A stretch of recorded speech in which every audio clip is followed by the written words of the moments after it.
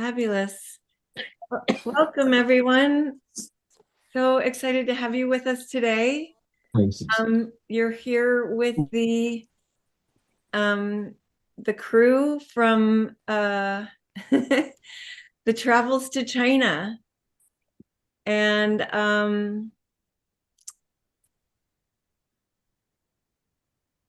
I'm going to try to figure out how we can show you the grid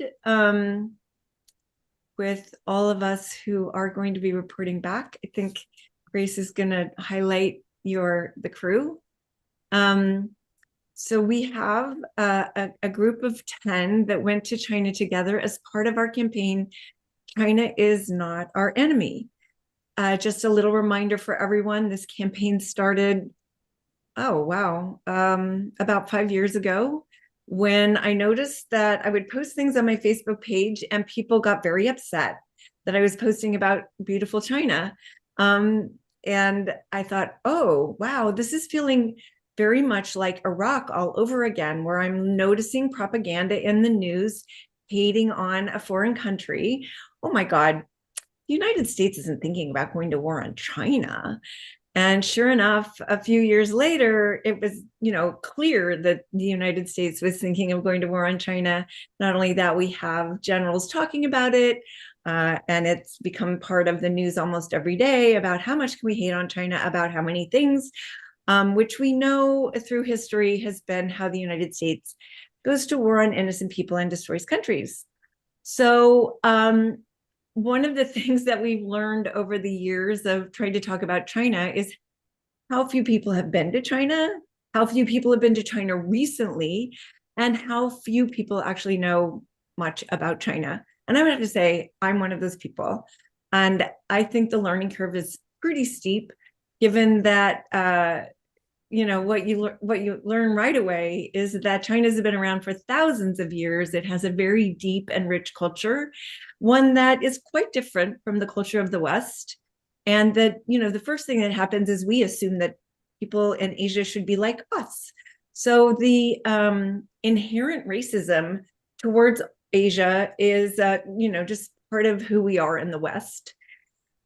So our campaign has really focused on friendship.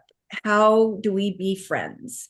Because if we can model what that looks like, we can help model it for those who should be at the table talking to each other. Shame on anyone who drives war. Shame, and it's a crime against humanity. So, that's what CODEPINK does, is point out the crime against humanity that war is and all the preparations for it, all the money that's spent on weapons.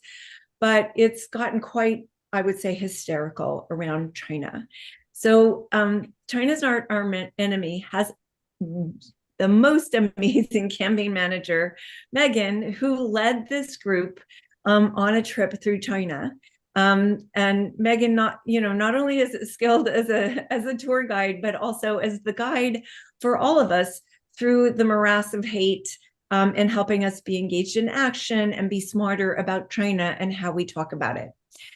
So I want to get started. And now that I think we've had everybody get a chance to join, Megan's going to start by taking us in with a few visuals.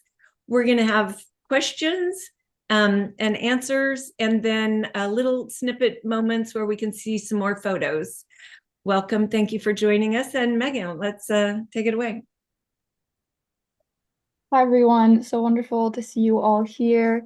I'm going to start by showing you some photos and some videos just to give you more of a visual feel for the trip. And I want to start first by showing you this little clip that I put together, kind of giving you an overview. And some of you might have seen this, but Month, CODEPINK embarked on a community trip to China. Hi, I'm Peyton. Virginia. I'm from New York City, Washington, D.C. I'm 24. And I'm 86 years The old. trip took us across the country to learn about China's vast history, to talk with local people, and to prove that China is not our enemy. We danced, we ate, we learned, and we experienced the unexpected variety of China. As the US government continues to contribute billions of dollars preparing for war with China, it's more important now than ever to promote dialogue and understanding between people. Join our Report Back webinar on Thursday, December 12th. So that's where we are today. Welcome to our webinar. And yeah, just to get us started. So our first day in China started in Shenzhen. So here's some photos from our trip in Shenzhen. And we were all very surprised at the buildings and how big it was, and to visit this really cool organization that welcomed us. And here are some videos that I took of my favorite moments in Roygen.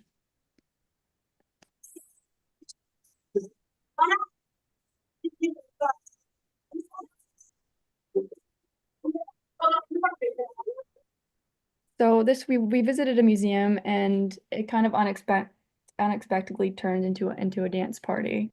So these are just some videos.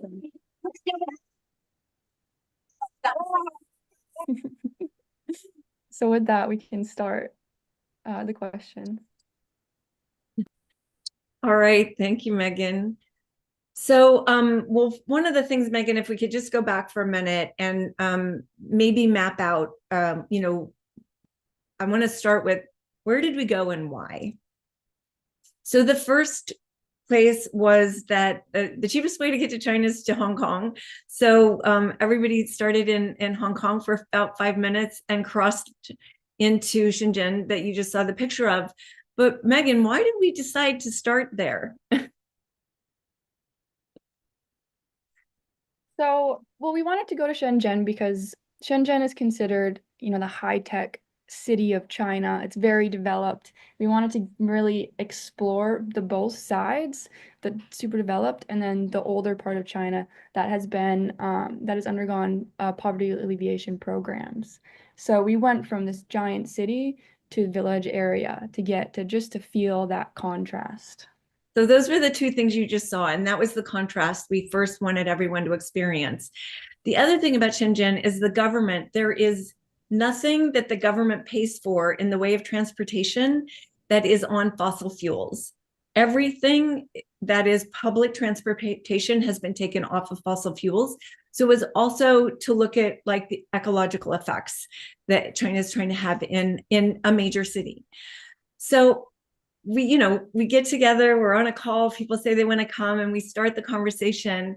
And the first thing that happens arises, as when you're going to travel, are just the anxiety and fears that arose about going to China. So I want to first ask everyone, what were your initial fears and how were they overcome on your visit to China? And I'm just going to take hands up in the order I see them. Julie. And please, Julie, the first time you talk, if you can say, where you're from and anything else about you so the people can get to know you. That's good. Good reminder. I am living in San Diego, California, formerly a native of the Midwest of Minnesota. Go Vikings. And I've been out here for about 6 years after raising a family. My passion is to be a peacemaker, and so I've been involved in immigration issues and issues on the border. And so that's kind of my background. I heard about this trip through a friend who had heard about Code Pink. So neither of us knew a lot about Code Pink or about the China is not our enemy campaign. I will go ahead and admit that I probably knew the least about China from the 10 people on this trip. And so I entered it with the trip with a lot of suspicion that I had gained from what I heard in US media about everything about China, about they're stealing our stuff, they're stealing our intel, our jobs. So I definitely went over with a lot of anxiety, but an open mind to learn as a peacemaker. And probably one of the other big things that I was suspicious of was their type of government. And so it was very eye-opening for me to learn about the form of government, how representational it actually is.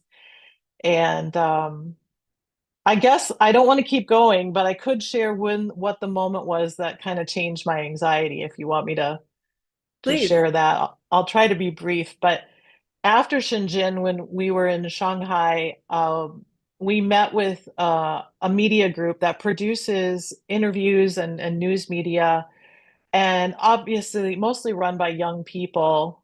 Many of them had been educated in the United States, at least for a term or something. And I think that was my turning point, is when I heard how excited they were about the progress in China, even in recent few years, the rise of China, the technology of China, the government of China. I I mean, it was contagious. So for me, that was really a turning point. Oh, thank you, Julie. Wave Media, go Wave Media. Also run by a woman, oh, many women actually, a very women-led media organization. So Tig, you were next with your hands up, and we're introducing ourselves first on our first answer. Unmute. Yeah, I got it. I got it. Well, just a couple of quick things. Speaking of Wave Media, we were listening last night to this amazing Wave Media debate between John Hersheimer and some Russian dude. It was excellent. Their details about Syria were spot on. Things that, no rhetoric, no bullshit, no that stuff. But now, coming to the anxiety, I had many anxieties, to be honest with you, about going to China, because China was someplace I'd never been, and I've been a lot of places. It's always been a mysterious place. They shroud it in mystery on purpose. Just like the first time that me and Anne and Medea went to Gaza, I was apprehensive. I'm like sitting there at the border and I'm going, that's Hamas land over there. What's it going to be? And my story to everyone I tell is the last thing I saw when I was leaving Egypt was a woman pushing a baby carriage and a guy selling oranges. And when the doors opened onto Gaza, I saw a woman pushing a baby carriage and a guy selling oranges. And you can see that our fears are in our heads, promoted by our leaders, promoted by the narrative that's created by our leadership. Why they want to create a narrative that makes us hate everyone? Well, that's your guess as good as mine. But I want to bring up a point. When we were talking about at the beginning about, what's this trip going to entail? Everybody seemed to be a little nervous about how are they going to get their money? How are they going to be able to spend money? How are they going to access money in China? Well, I was at CVS today picking up some stuff, and I went to touch my phone to their thing, and it said, do you want to pay with Alipay? And I'm going, wait a minute, I didn't get Alipay till I got to China, man. I mean, what? They want to take TikTok, but I can pay my CVS about my healthcare and my banking system. Everything is in that Alipay, but they don't seem to be concerned about that. They're only concerned about TikTok. And you got to wonder why. Thank you, Tig. So just to explain, Alipay is how you pay. For everything in China, everything is by your phone. So it's either Alipay or WeChat. That does connect to US credit cards and makes it quite easy. So that's how that anxiety got over. Anyone else want to share how they move from anxiety to comfort? Not at the moment. Marcella. Marcella, and remember to introduce yourself. Yeah, sure. I'm Marcella. I live in Austin, but I'm from Maine originally. And I'm I work at the seminary here in Austin. And I'm a pro-Palestine activist around here. But I would say I'm somebody who is a little bit more positively disposed toward toward China's economy and governance model, just to know where kind of I'm coming from. And I've done a decent amount of travel too, but I would say I was still scared because of the like language barrier, and just how different the language is. I was kind of worried. I was like, nobody's going to speak any English. I was worried, the signs, if I wanted to go off on my own, I was like, how am I I'm not even going to be able to read anything. But that ended up not being too bad. I mean, there were like I was surprised the amount of like English signage, or at least Latin signage, so you can actually, type it on your phone. You can find out where you are pretty easily. The phone coverage, my situation was pretty easy. So I was kind of worried. I was very glad to be with a group because I was thinking like, this is a place I probably wouldn't want to travel on my own just because of how different it is. But now having been, I feel like I would be pretty confident traveling around in China actually by myself. Even, being a young woman too. That's something that's I think pretty appealing, pretty cool. So yeah, I'd say that was kind of my main concern. I have a couple notes here. Um, but oh, and I was a little bit afraid that Chinese people might hold some resentment, some understandable resentment toward regular Americans because our government is so bullish against them. But we didn't experience any kind of hostility toward us at all for that reason, which was, I think really interesting on their part. Oh, thank you, Marcella. Michael.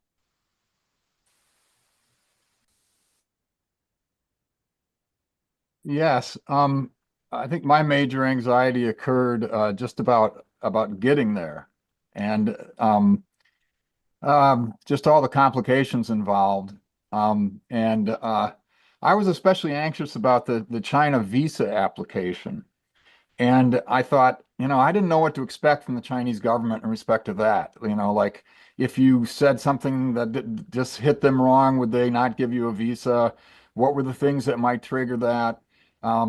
What if you said something? I felt like you had to really be, truthful and all that. And uh, the part that was the weirdest was the section about employment records. And I had written in there that I was retired, but then they still wanted 5 years of my work, last 5 years of my work experience. And I just couldn't figure out how to deal with that. Finally, I called up the consulate, and the woman at the consulate said, "Oh, just put a bunch of numbers and some letters in there and get through it." And from that point on, I felt quite a bit more relaxed because I had a pretty relaxed attitude. And I had to drive to the consulate that was in charge of the visas in DC and do it in person. And the people were so incredibly friendly and cool about things that had already kind of calmed some of my. I think we all have anxieties given the propaganda that we're given about China as a brutal totalitarian society. And even if you don't believe that, and I don't really believe that, but we've been conditioned to have those feelings. But that really made me much more relaxed. And I still had the anxiety about making my way from Hong Kong to the border to the hotel because my flight came in later. But as it turned out, there was a person in Hong Kong in the airport that was there to help people figure out stuff like that. And she told me in English exactly what to do. And I followed it and it went fine. So, Thank you, Michael. And Michael, we just if you could introduce yourself, where you live. yeah. Yeah. Yeah, I'm Michael Snowfikema, and I live in Harrisonburg, Virginia, and I'm a member of Peace Praxis, the Shenandoah Valley Anti-War Coalition. And we're trying to develop work in respect to China right now, and that was one of the purposes for the group of this trip.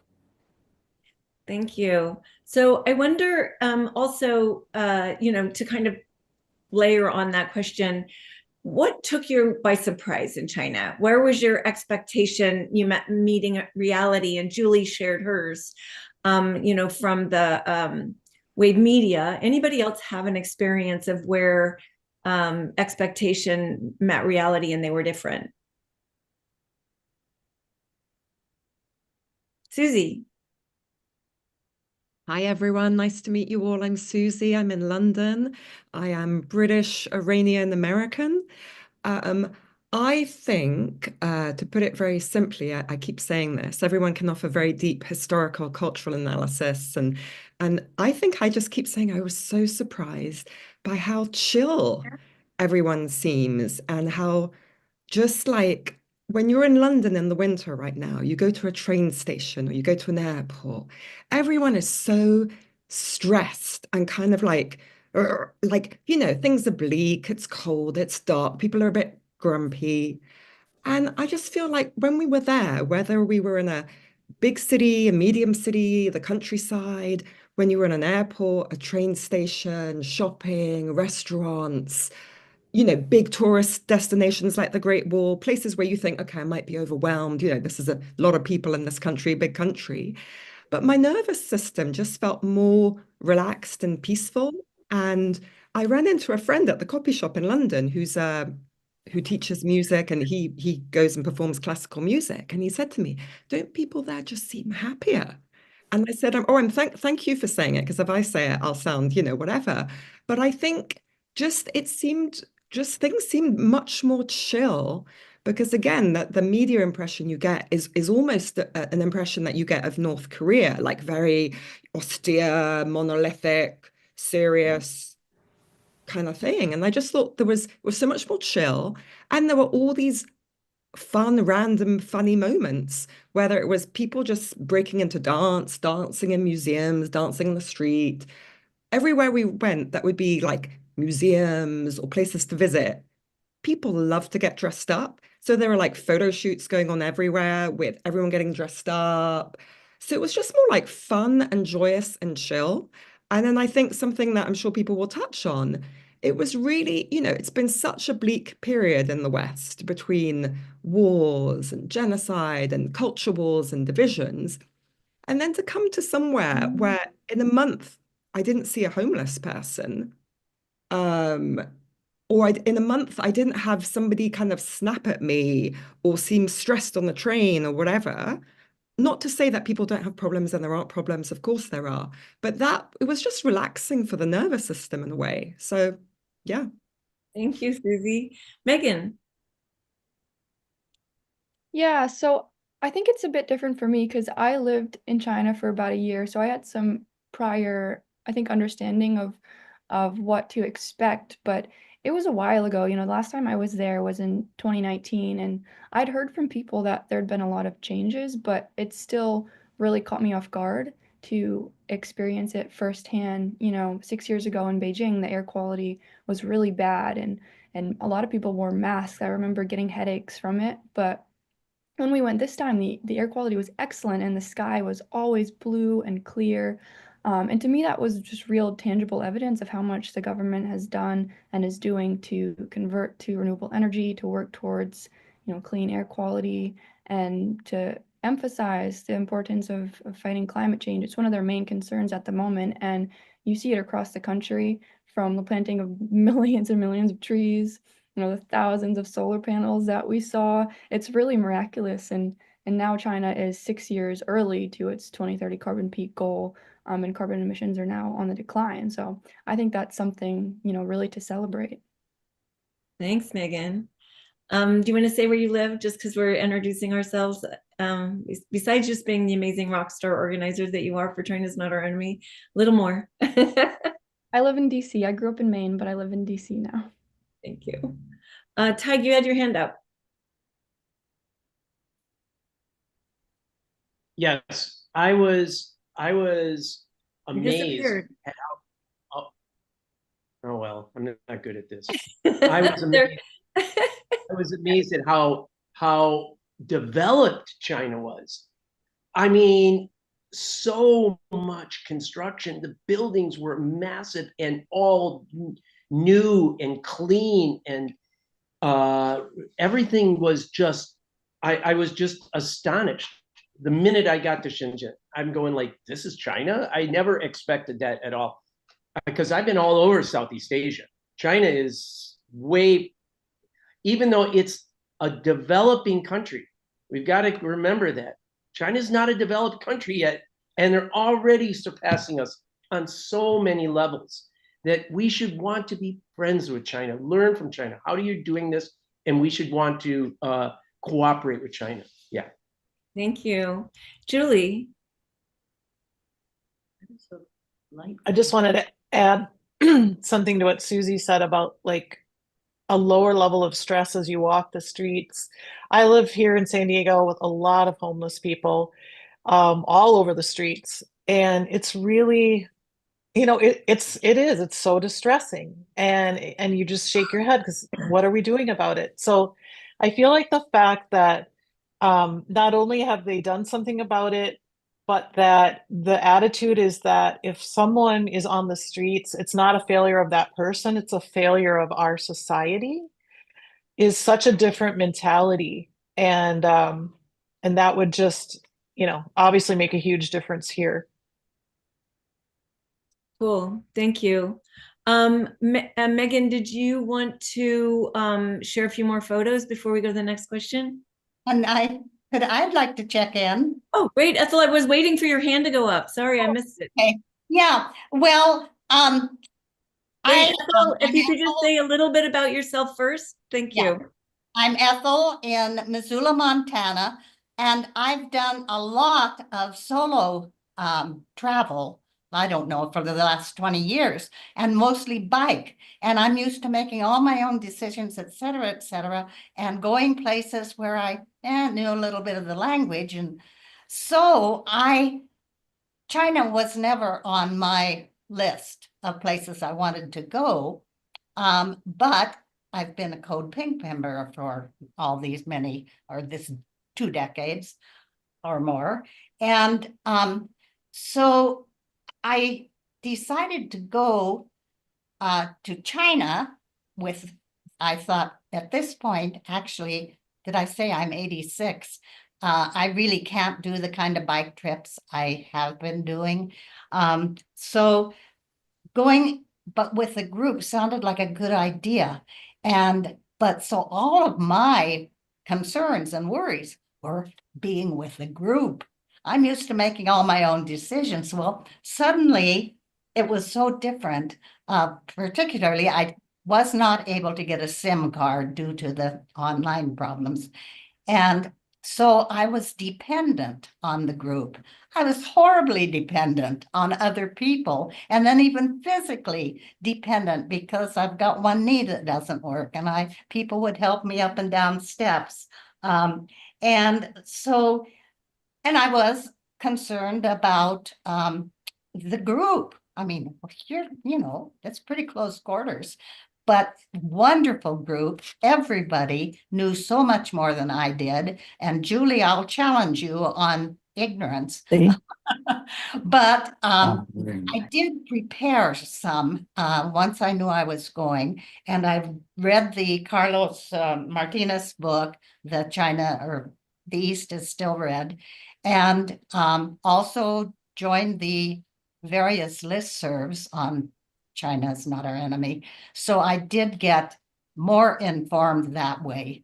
But as far as China, I had a complete blank slate as to what I would find. So nothing surprised me, including the fact that the people were so wonderful and friendly and welcoming. I just have found that when I was a little old lady on a bicycle, I also met friends everywhere. So I think everything was positive and wonderful, but I kind of expected that. Thank you. Thank you, Ethel. All right. So I see Michael, is your hand up again or?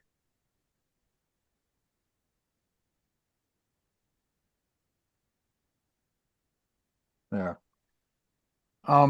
Yes, I was surprised by how profoundly affected I was emotionally by the part of the trip that involved the museums and the reconstructed historical sites about the history of that decisive period in the history of China and the Chinese Communist Party when they founded the Soviet Republic in Ruijin. And then later on, that was where they began the Long March. And I wouldn't have necessarily thought that museums and reconstructed sites would have such a profound effect on me. I personally was emotionally overwhelmed by the experience. And I was really surprised that I'd felt really connected to the history of the Chinese people in a way that was very powerful. Um, and I think part of it, I will give credit to Code Pink for deciding to do that and deciding to go to Ruijin, which I think not a lot of Western tourists go to. And I think that's part of the reason we got such a friendly reception is that we were a little unusual and they were excited about seeing us and they wanted to interact one way or another. I mean, like for instance, when we got our pictures taken in front of the entire Red Army over there outside the museum, as all these people were dressed up in Red Army outfits there and they were reenacting the beginning of the Long March. But I think a key thing was Charlie, our guide. I can't say too much positive about Charlie. He was wonderful. And he was so philosophical and personal and spiritual. He shared some of his deepest personal feelings with us that gave us a window and maybe a bridge into the experience of the people of China. And I know from having traveled in other areas like in Latin America that some people are like bridge people because they've got a foot in both worlds a bit. And so they can bridge the gap for the rest of us that aren't necessarily able to do that on our own. And Charlie was one of those people. And whenever there's people like that, that gives me hope. When you're having a problem between peoples, that's a great thing that such people exist. And I think there's other people that are performing that role. So I couldn't, it blew my mind that I was already doing what I hoped at best to do within a few days of being there. So anyway, that was great. So thank you, because Michael, that you're expressing what we all want to be, that bridge. So that, and that's what I think you all went on the trip to do. And I appreciate you each for that. I'm going to ask Grace to take me off camera. I'll still talk, but I want to put Kirk, our other traveler, up here with this team as Megan shares the next batch of photos, and then we move to the next question. Thank you. Yeah, I think I need to jump ahead in this little presentation I have to show this video of Charlie, who Michael was talking about, who sang us this beautiful song.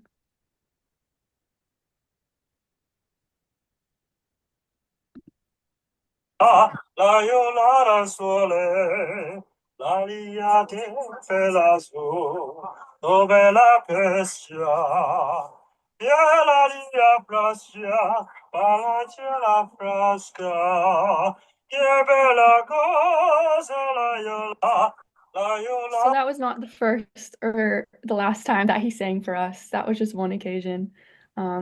He loved to sing.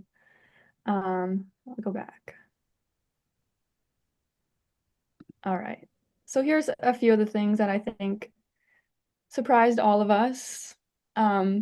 Pleasant surprises was, first of all, the high-speed rail that went 347 kilometers an hour and more, as well as the incredible urban planning of the cities. And this is in the middle, the Urban Planning Museum, and then you have the Shanghai skyline to the right. Another pleasant surprise was that there was robots just everywhere, and every hotel, even the ones you don't expect, would have robots. So I think we were all very excited to ride elevators with them. And lastly, just how pleasant the people were and how easy it was to make friends with them. Here's two of my favorite photos of Tig and Susie making friends. Thanks, Megan.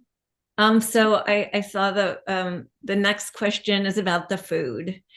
So I want to hear everybody's favorite meal because, you know, in the West, we have like Chinese food, but when you are in China, the cuisine is profound. My son, who was also kind of on the trip, I saw him the other night for dinner. He said, "There's just no food here." I was like, "What do you mean?" He was like, "We have to go back to China so I can eat again." Um, you know, one thing that you run into with folks is you meet someone from China and they're from a part of China and their food is the best. But we managed, I think, to be exposed to a lot of the different cuisines. And I'm curious, you know, raise your hand and talk about your favorite meal. And it doesn't need to be about the food, it could also be about the company, because we were able to arrange some really incredible guests for you all. Can I see a hand raise? Julie. Okay, I wasn't expecting to go first. I have a couple things to say about the food. For one thing, I have a lot of inflammatory issues, and so my diet at home is really limited if I want to be without joint pain. I eliminate a lot of things, a lot of grains, a lot of everything. But I just, you know, threw caution to the wind in China. I did not um avoid anything. And I had no problem with the food at all. I had no inflammation. Which was really surprising, and I am not an expert in this area, but it seems to me that, you know, especially some of the things the group learned about agriculture, they're just really taking care of their food system in a different way than we do here, and it's more family based and cooperative based. And I would have to believe the animals are being taken care of, perhaps differently. I don't know, but I just that is one observation I want to make about food. Um, Another, in terms of favorite meals I had, I mean, every meal was my favorite meal. Um, Jody and her husband had arranged a dinner one night at the top of a hotel that spun. And despite my dizziness problem, it was one of my favorite meals. It was um, not only because of the people that we got to visit with that night, but that they had brought in colleagues of theirs. But I'll just never forget this one tray coming with like lobster tails and sauce. I was like, what? So that was a very memorable meal, Jody. Thank you for that. Yeah, that was Shanghai food. So that was your Shanghai night. Kurt, you haven't spoken yet. If you could introduce yourself and maybe answer the food question, you'll have to unmute. Okay. Hi everyone. I'm Kurt. I live in New York City. My profession is a sound mixer. I was a fan of Code Pink for a long time, and when they were doing this trip, I was really excited about it. I guess I'm just really interested in socialism and actually existing socialism and anti-imperialism. And but the food, I think the one thing with the food is just that it was all really good. That I took a trip to England when I was in high school. I'm not gonna say anything bad about England, Susie, but I did miss American food, and when I was in China, I did not miss Chinese food at all. I mean, excuse me, I did not miss American food at all. The food was all like really rich and really flavorful. And it really did feel like, okay, Chinese food in America is like the 2D version of this food. Like all the food is super rich and it's a very complex taste. So, and there's also so many varieties of food that there's so many like different like ethnic groups in China. So there's so many varieties of food that you wouldn't know about necessarily. So yes. Peyton. Hey y'all, I'm Peyton. I'm from Metro Atlanta, Georgia. Really grateful to have joined Code Pink and everybody on this trip. We were recommended a lot of different dishes while visiting China. And I really can't pick one. yeah, I'm really grateful for all of the options, and I'm really appreciative of the thoughtfulness that everybody had with everybody's different dietary restrictions, like some vegetarian options, and then, I wasn't the only one having to ask, is there pork and everything. So I think it was great that yeah, we were all able to like look out for each other and share these amazing meals with each other.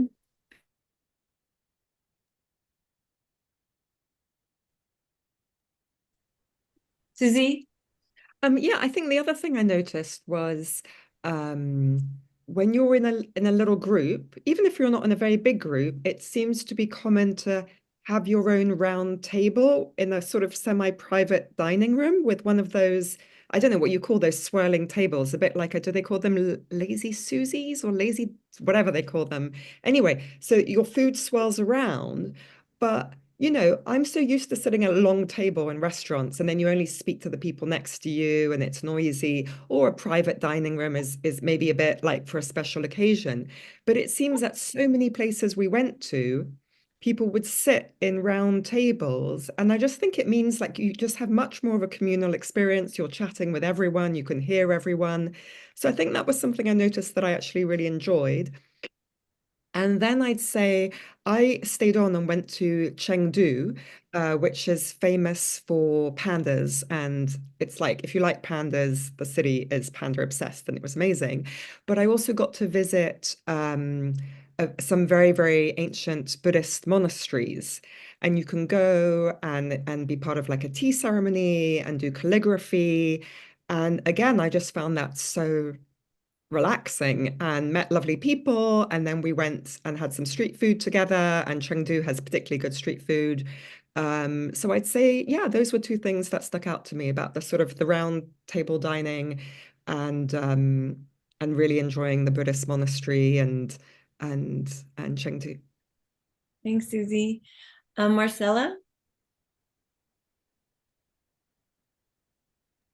Yeah, oh my God, I have a lot of thoughts about the food, so I'll try to limit myself. I'm a big foodie, so this was a super exciting experience, going and actually eating real Chinese food. So yeah, I would say first, just going chronologically, when we were in Ruijin, which is in the south of China, where we kind of started out, um, there were a couple regional things that were cool. We had this fish ball stew that they served everywhere, which was really great, and I guess that's kind of localized to that region. Um, that was fantastic. Another thing that Charlie actually put us onto was beef stew or beef soup. And he talked about how the revolutionaries in the early days, during the Chinese Soviet Republic, which was the second Congress of the Chinese Communist Party, um, the the revolutionaries would eat the beef soup.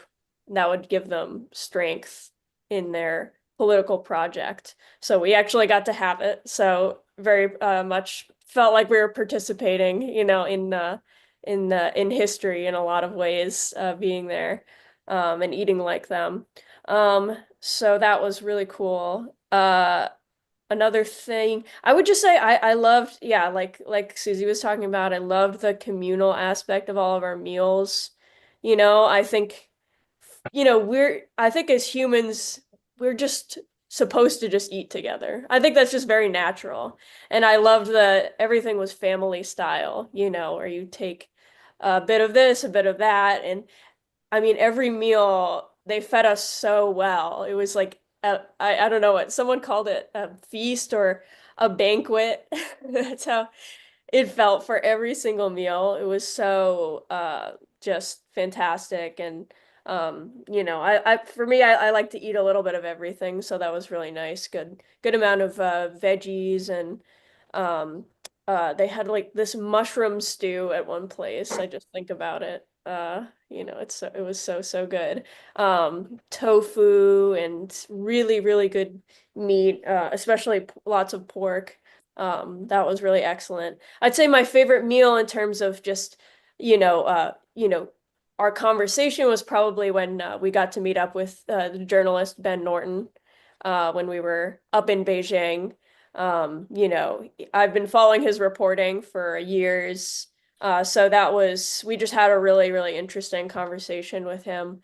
He kind of, gave us a lot more insight into kind of Chinese political thinking, geopolitical thinking, and that was really, really informative and just fantastic to have that opportunity. But my favorite meal, I would say, was probably the Beijing noodles that we had with this it came with like pork and there were vegetables in it. And then they had this big jar of pickled garlic at the back of the restaurant that you could just go up to and take the pickled garlic out of. And it was so delicious. And I'm trying to find pickled garlic that compares here, and I'm not finding it. So that's just some of my favorite food experiences there. Thank you, Marcella. You have my mouth watering. Michael. Yeah, I've never eaten that much in my entire life. Not even close. It was like having Thanksgiving meal for breakfast, for lunch, and supper. And I thought I was going to gain 10 pounds as a result of all this, but I can report that I didn't gain any weight, which I have no idea why that was, because there was never any room in my stomach. And it would come around time for the next meal, and I'd go, man, I'm kind of still working on the last one. I guess I just not used to that whole kind of, I guess it's a buffet style of so much to eat and such excellent food. And I really enjoyed the meeting with Ben Norton. I thought that was really great. I have great admiration for Ben, and it was great to meet him. I also really enjoyed talking to Carol from Roy's office. We just had a really excellent conversation when we were on the up on top of the tower in Shanghai. So anyhow, and my favorite restaurant actually in terms of the food was the Uyghur restaurant. I thought their food was really great. Thanks, Michael. Yeah, that's lovely. I have to say, actually being in Xinjiang, the food was even better. So, Tag.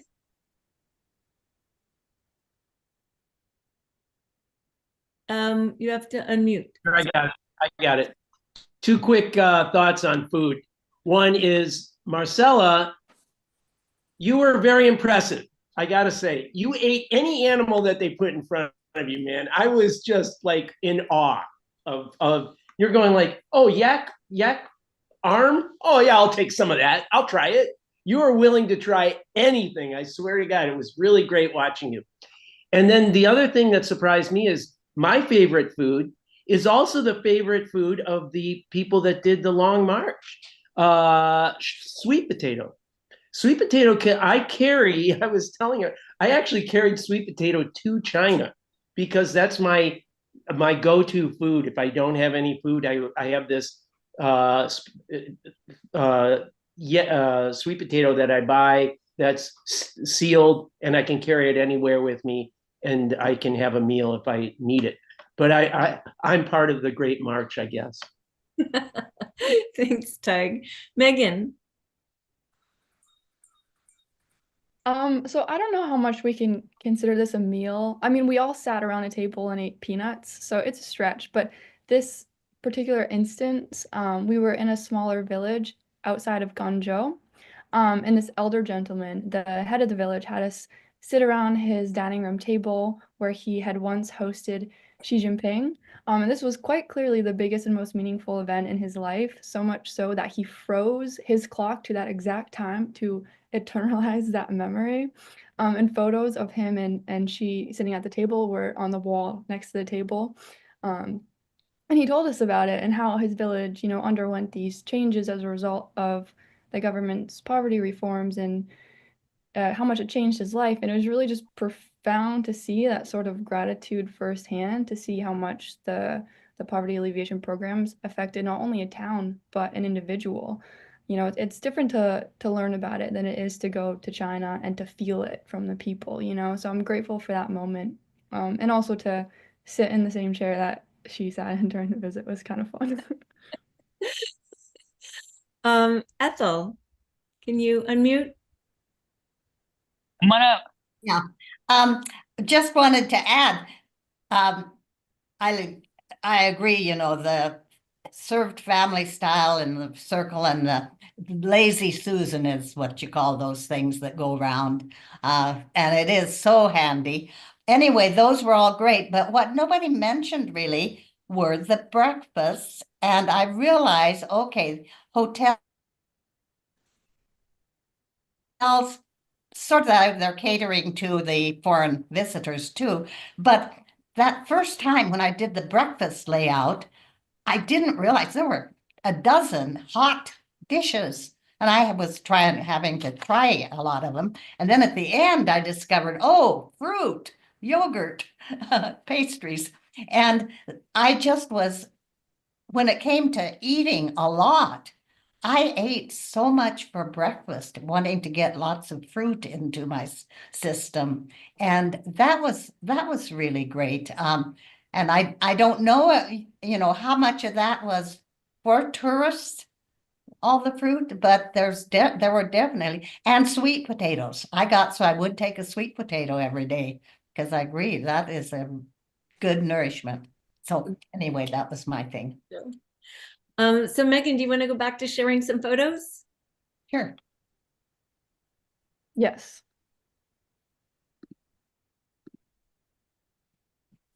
All right, so here's some photos of a couple of our meals.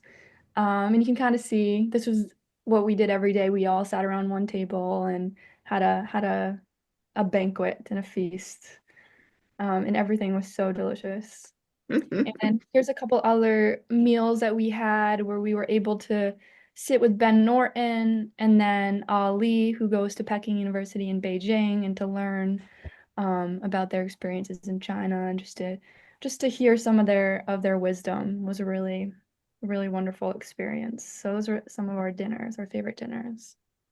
Along with our learning, we also, like we mentioned before, went to Roijin, learn about some of China's history, which we all really enjoyed. And we also did some cultural explorations on the Great Wall and in the Forbidden City in Beijing. And there's Tag on the right with his China's Not Our Enemy shirt, looking fabulous as always.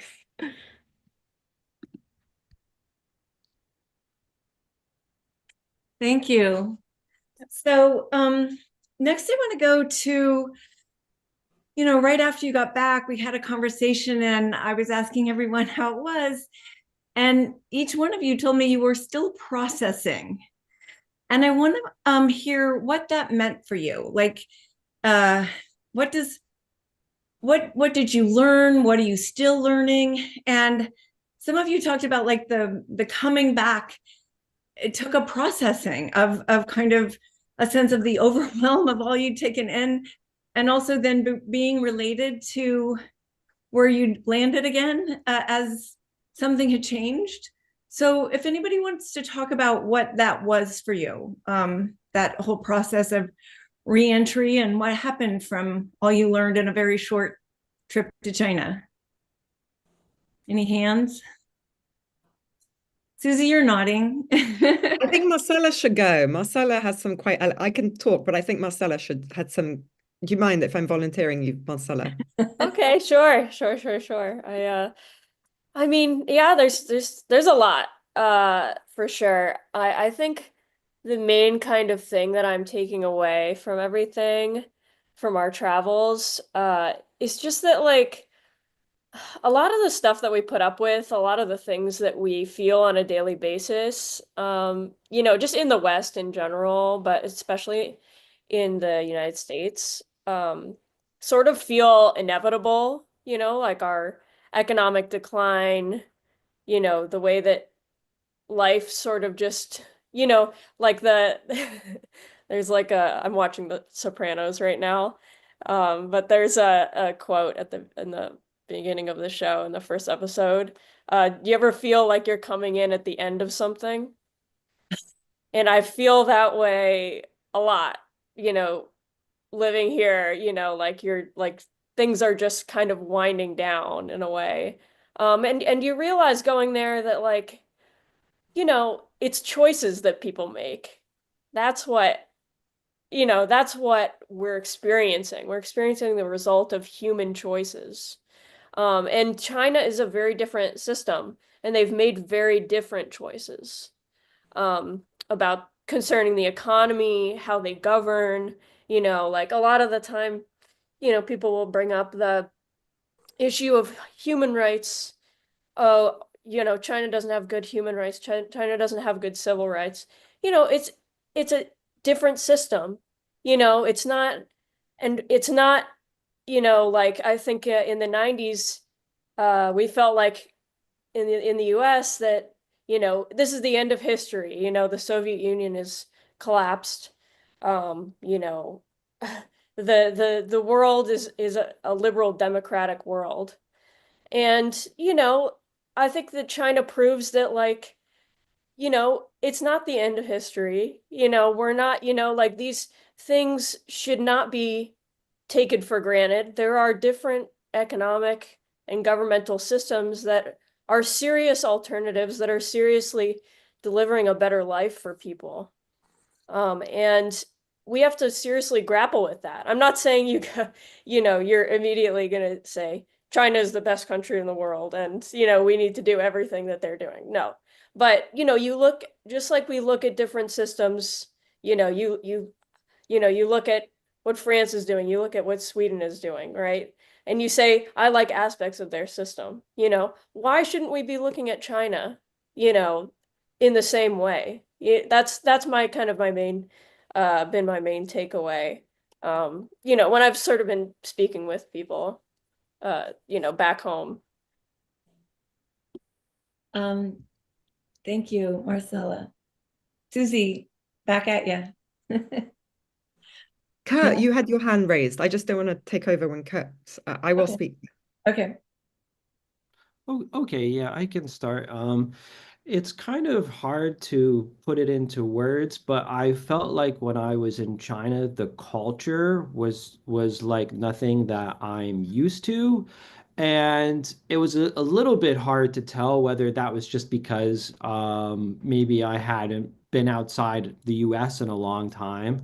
But like the culture in Hong Kong felt similar to the culture in the US, where when I met people, they wanted to talk about culture war things and know who I voted for. And in China, it just felt like, and we went during the election, during like right after we found out that Trump won. And in China, it just felt like American culture war and American culture is just totally not here in China. Um, and for me, that became really curious about how much of a bubble I live in. We took a tour of a village that had like an ethnic minority that lives there, and there were like two families that had lived there for hundreds of years, and they were like huge families, and I just like couldn't understand, like I had no compass for like how that works, and I realized that that's like that outside of the US, like ethnic minorities have long histories, and in the US we have our own way of thinking about these things, but that's really just like this weird 200-year-old bubble that is not like a real thing necessarily. And so there was that, and then also when you would see like really cool technology, like 50% of the cars are all electric in China, there's usually when you see a feat like that, there happens to be all this advertising tech language around it. In China, there's really not. Like there was so many of these cultural things that made me realize that I guess I live in a bubble. And I had this sneaking suspicion that Chinese culture does not have the idea that humans are inherently sinful, or like these. There was these feelings that would come to me about how the culture was that seemed more important than all the ideological learning I've done reading in the US. That was like hard to describe. So now I'm still processing what my American bubble really is. Okay, I'm done. Thank you, guys. Susie, the reason I'm calling on you is I can see it's midnight and I Oh, want to liberate you if you needed oh to. yes. So Thank I'm you. going to ask you to answer a couple of questions and then I'm going to liberate you to being able to go to bed at midnight.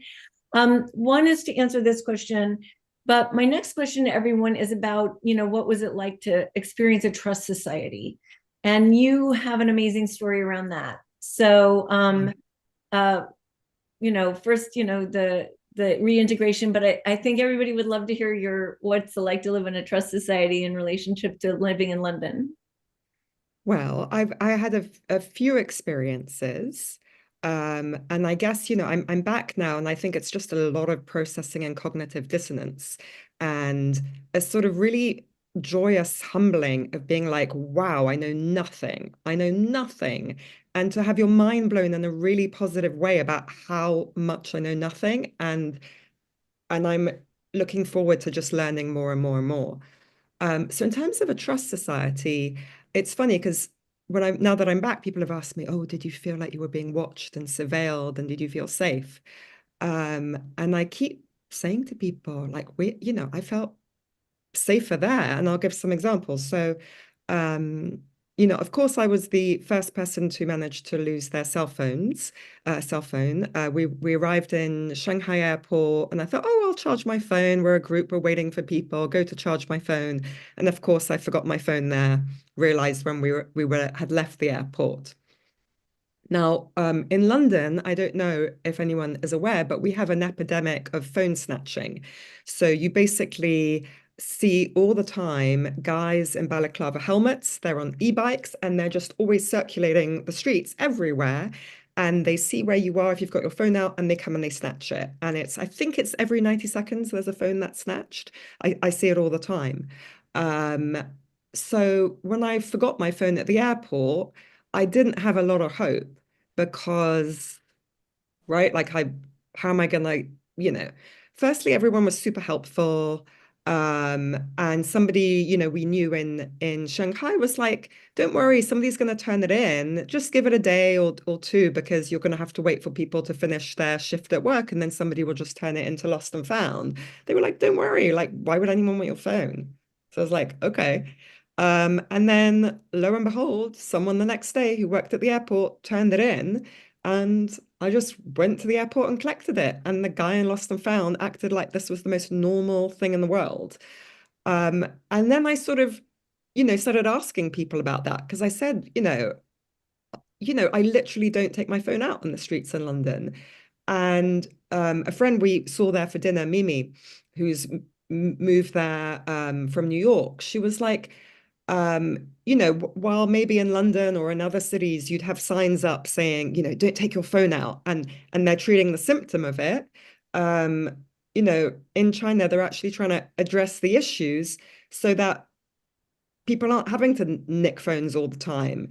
And I think that really does relate to the really wonderful but jarring experience of just not seeing any homeless people and it just feeling more humane in a way. And I think the other thing that feeds into the trust society for me is Mimi told us to look out for these community centers or service centers.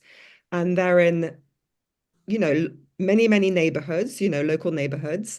And they are basically very modern, high-tech, beautiful, clean spaces that if you're like a equivalent of an Uber, a DD driver, a food delivery worker, online shopping, whatever worker, you can go there, you can rest, you can charge your phone, you can have a class, there's a little area for children to play.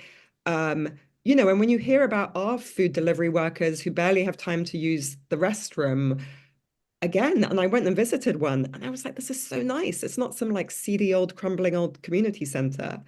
Um, so those were a couple of experiences, but I'd say actually the one that struck me the most was on my way back. I had chaos because my flight was delayed. I was going to miss my connection. And of course, at that point, I couldn't get online. My phone wasn't working. And I had no way of like doing all the things you need to do to change your flight.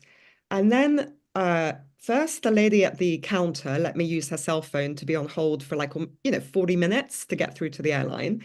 Then another lady behind me who was about to go on holiday with her boyfriend to Bali spent about 40 minutes letting me use her phone and letting me like log into my email and log into all these verifications so I could get a new flight.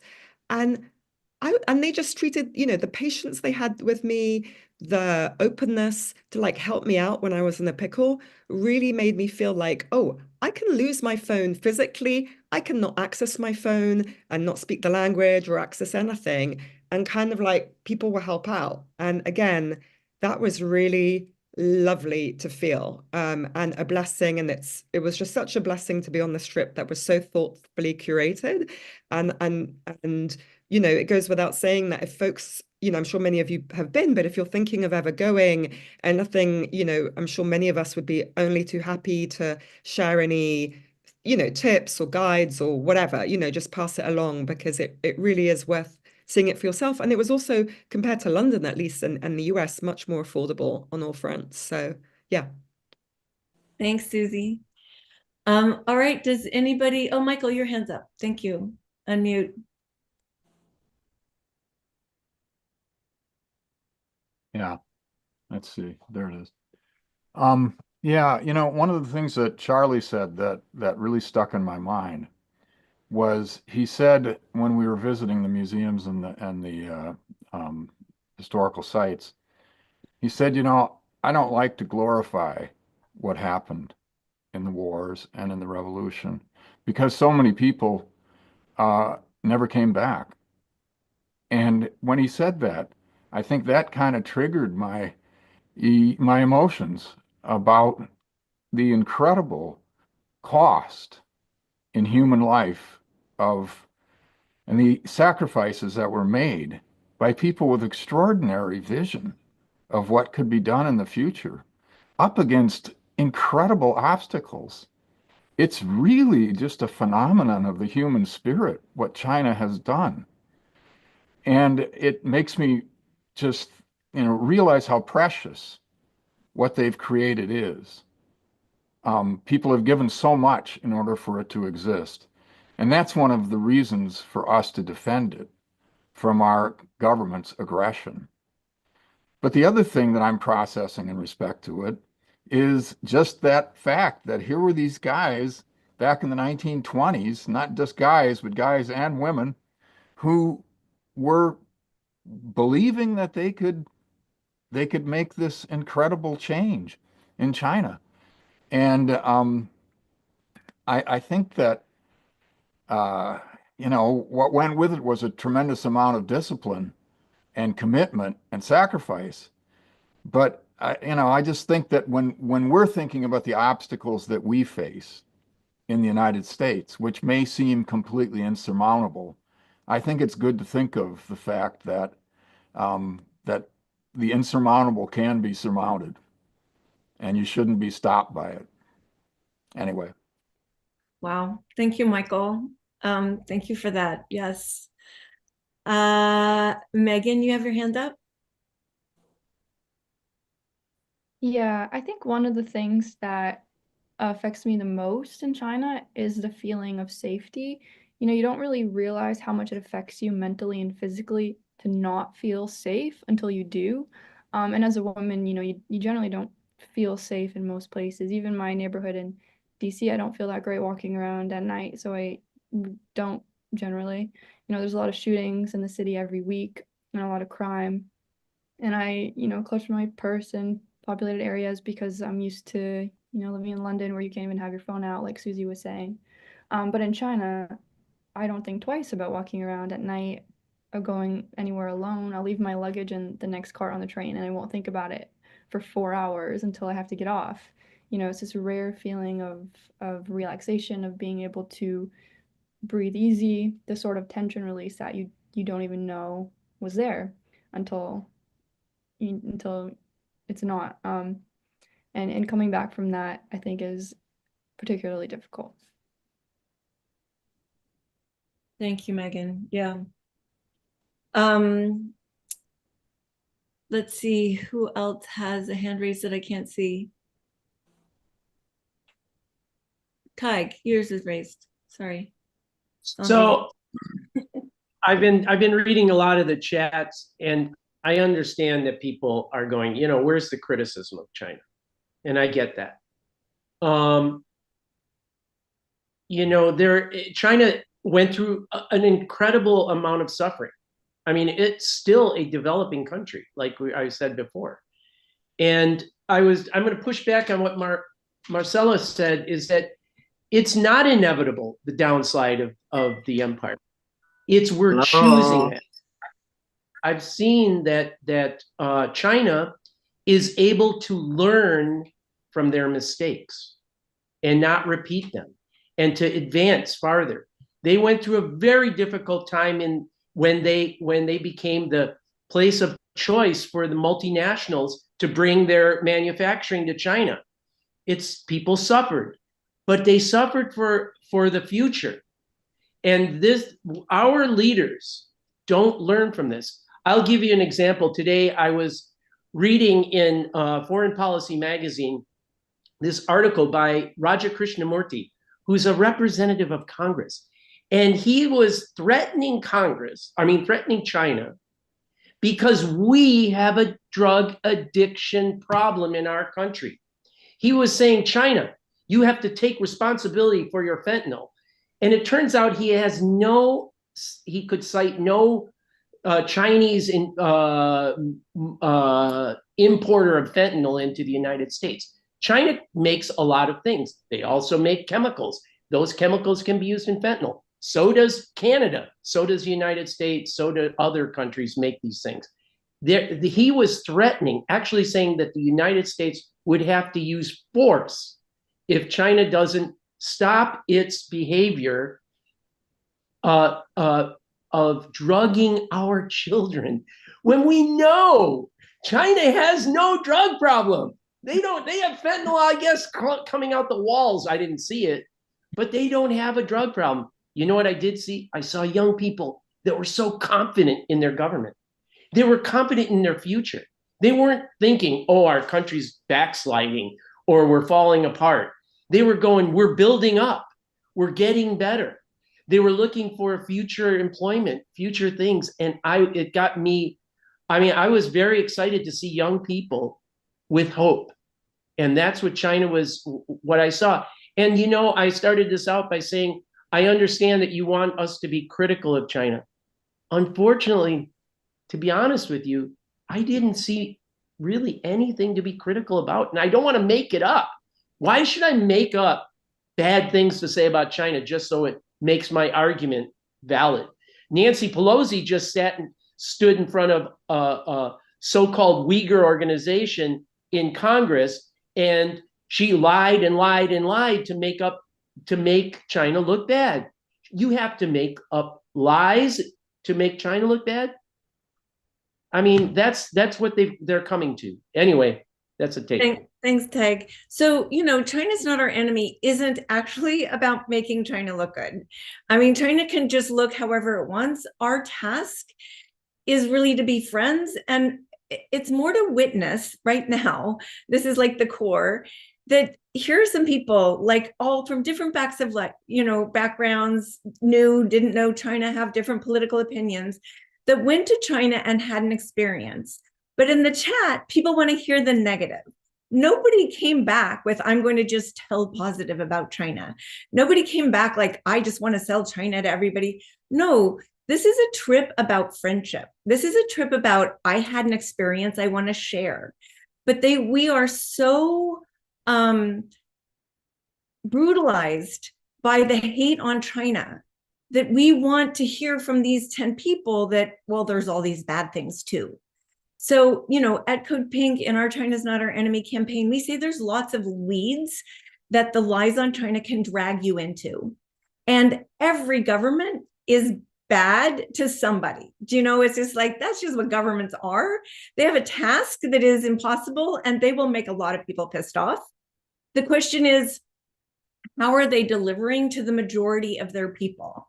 And so, it's like, I don't know, like I live in a country of like 330 million. We went to a country of 1.4 billion.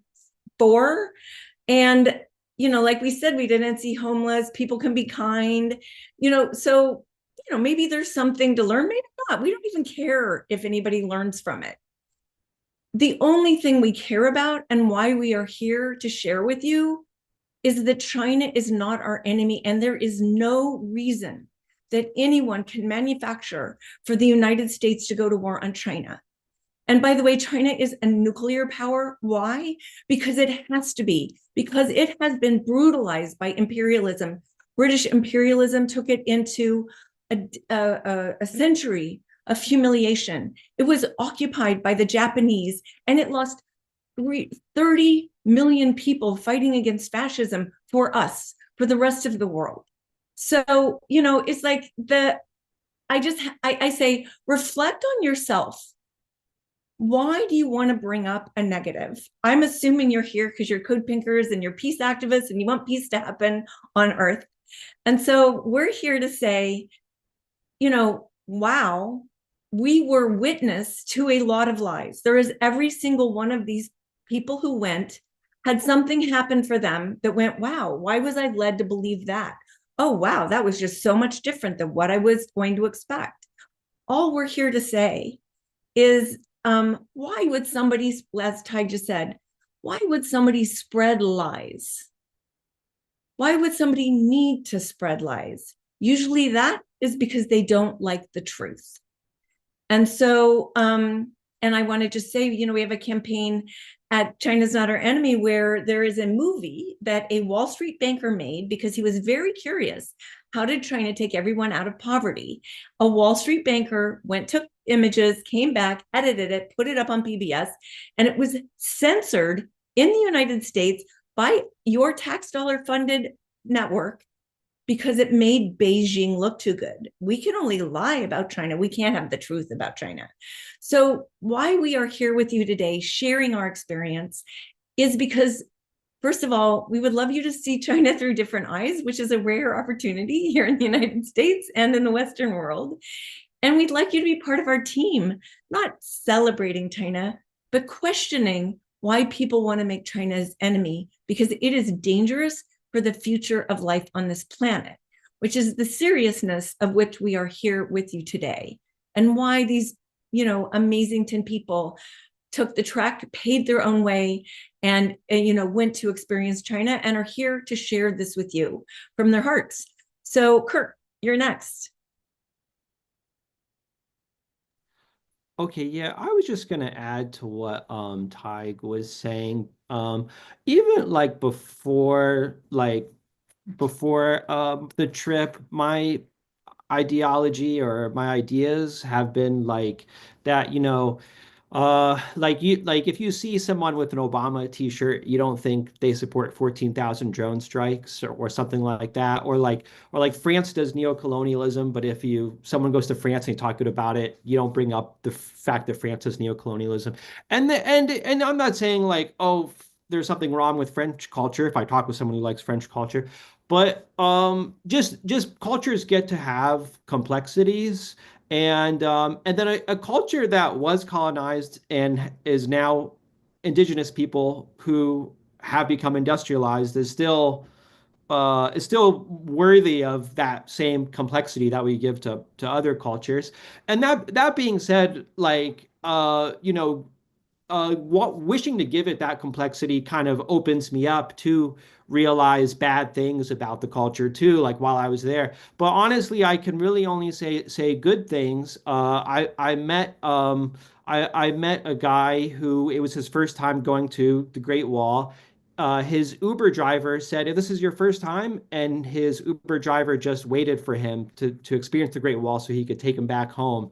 And there's these like random acts of kindness that happened that were just like really beautiful. And it really was like, this is a beautiful culture where people want to take a selfie with me, or people are literally like dancing in the streets and anybody can join. And I've talked to Chinese people about it. It's not just like foreigners. Like there really is like formerly colonized people, literally dancing in the streets, and they're like retired and they're having a great time. And I don't know. So I didn't see any homeless people. Like in New York, there's, a lot of homeless people. Like, so yeah, so that, okay, I'm just adding to that. Okay, I'm done.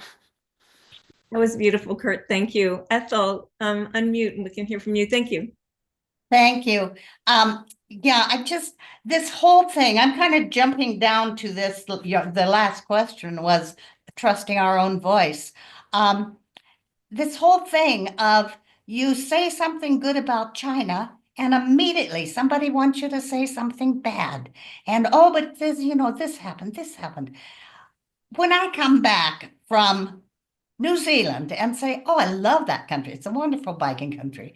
And Denmark, oh, I love Denmark. It's a great country.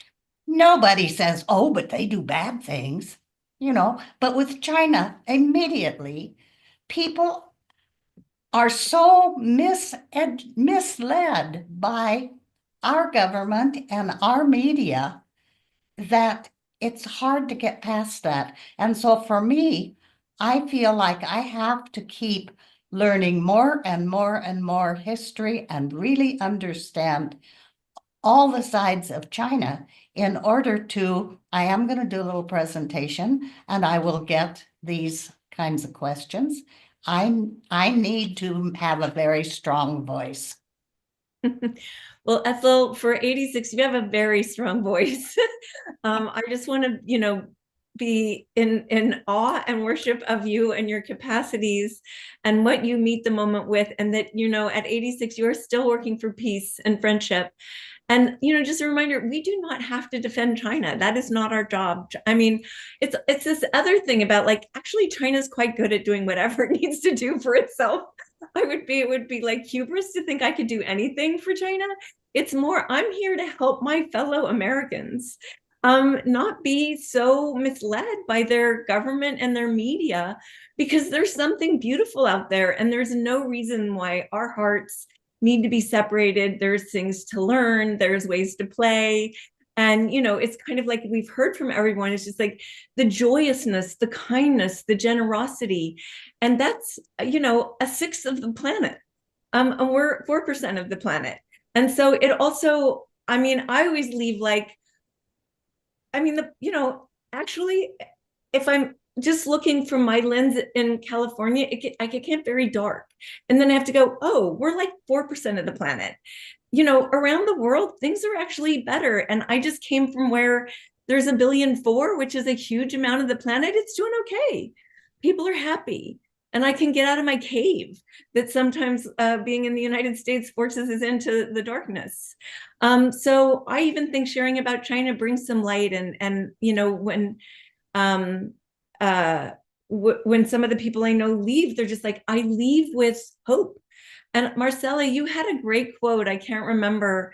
It's somewhere on the trip, you had a great quote about what it had done for you. I don't know if you can remember because it was just off the cuff. But there was something about it got rid of your cynicism or something like that. I forgot. If you remember. I used it in the context of, it's been, sorry, my dog is just being funny.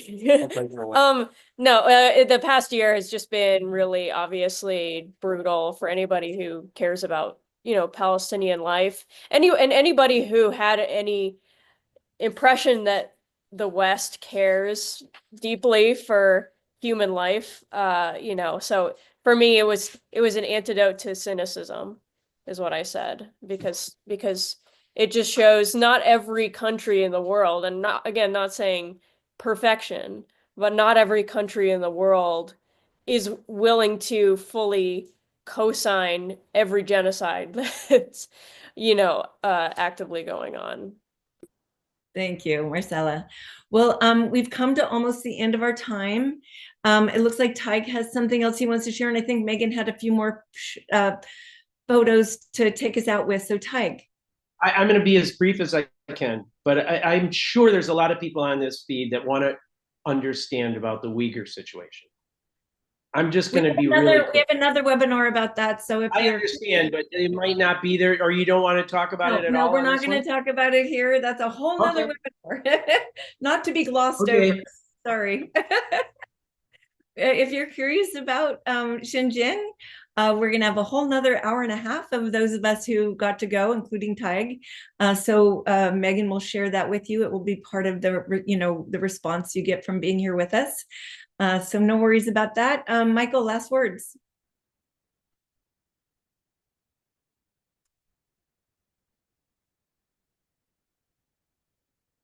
You need to unmute.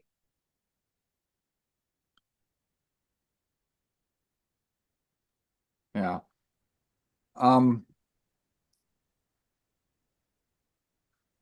It is something about when you go to visit countries that you form this sort of general reaction to the country. And I think that's mostly what we're talking about. I mean, it's just the context where you have Congress passing bills to devote hundreds of millions or billions of dollars to creating negative propaganda about China. And when the U.S. is on such a judgmental seat of judgment towards all the other peoples of the world, and when you look at what the U.S. has done, it's not clear why they have the right to judge everybody like that. So, yeah, I think we're reacting to a reality. If you want to hear negative stuff about China, there's plenty of places to go and hear about it. We don't need to heap on. And so I think there's a natural desire to be fair and kind of counter with a whole different perspective. And I think that's what's being presented here. Thank you. All right, well, just deepest gratitude to all of you intrepid travelers and peacemakers who made the trek to China, who've shared a little snippet of that experience with us today. And we'll respond with more from all of you that are here. Feel free to send questions for the next webinar that we can add. And Megan will take us out with, and Megan, by the way, I think all of us on the trip want to celebrate the amazing tour guide you were and all you did to put this trip together and make it what it was. It's hard to take in one place and really get a sense of breadth. And you did that and made it fun and joyous and easy. So Megan, thank you so much. And take us out with some photos. Thank you, Jody. I have a couple more photos and videos to share with everyone. This is an interaction we had with a man on the metro.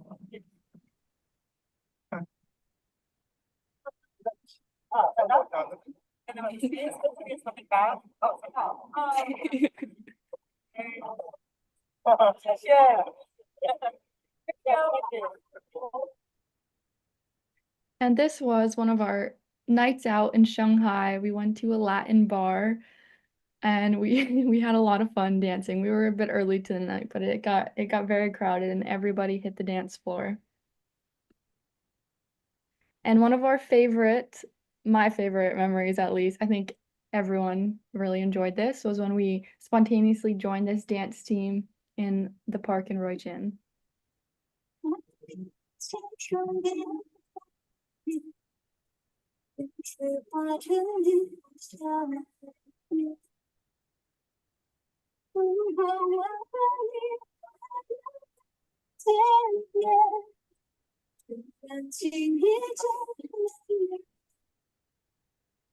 So they were very excited that we joined them, and they put a whole video montage together of the moment and sent it to us. It was really cute. Charlie. We love China. Thank you. Thank you, peacemakers, for joining us and hearing about the trip. Everybody went so that they could be, the front runners and showing you that it's easy. And as you heard in the beginning, I thought I needed, to do it with someone else, but now they feel confident to do it alone. China is welcoming and friendly and safe and full of mystery and magic and adventure and wow, a lot of wow. So we hope to encourage others to go. Megan has put together an amazing document on our website to give you places to go, people who can support you, all the ways to kind of get on board technologically so you have the support you need. And she'll add the link here. But you're also, if you're here, we'll be able to respond to you with the link in an email too. Thank you for all you do for peace. It's up to all of us to spread peace. The the culture we live in, the war economy culture, wants us to be at war with each other and with the world. But each one of us is a seed for peace. And may that be how you live your day. It will not only make those around you happier, it will give you more fulfillment. So until next time, thank you, and onward to peace.